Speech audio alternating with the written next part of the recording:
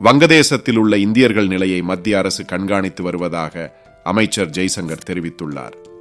மாநிலங்களவையில் வங்கதேச விவகாரம் குறித்து வெளியுறவுத்துறை அமைச்சர் ஜெய்சங்கர், இந்தியா வங்கதேச உறவு என்பது மிகவும் நெருக்கமானது.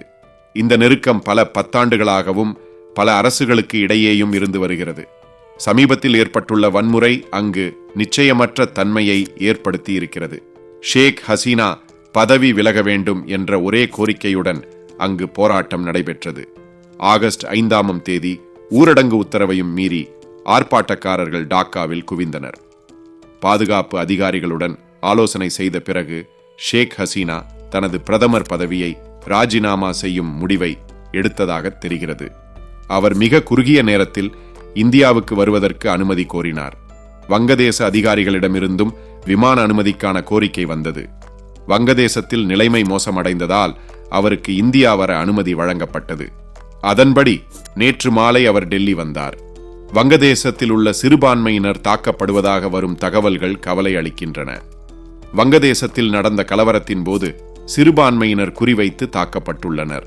அரசு மற்றும் பொது சொத்துக்கள் மீதான தாக்குதல் தொடர்ந்து நடைபெறுகிறது.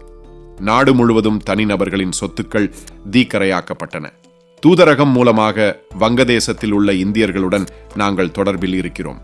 அங்கு 19,000 இந்தியர்கள் அங்கு இருப்பதாகவும் அவர்களில் 9,000 பேர் மாணவர்கள் எனவும் தெரிய வந்துள்ளது.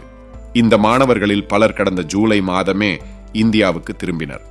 சிறுபான்மையினரின் நிலை குறித்தும் கண்காணித்து வருகிறோம். அவர்களின் பாதுகாப்பு மற்றும் நல்வாழ்வை உறுதிப்படுத்த இந்திய தூதரங்களுக்கு அறிவுறுத்தப்பட்டுள்ளன. ஷேக் ஹசீனா ஆட்சி கவிழ்ந்ததற்கு வெளிநாட்டு சதி இருக்கலாம்.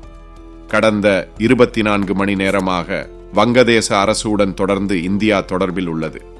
வங்கதேசத்தில் நிலவும் சட்டம் ஒழுங்கு தொடர்பாக தொடர்ந்து கண்காணித்து வருகிறோம்.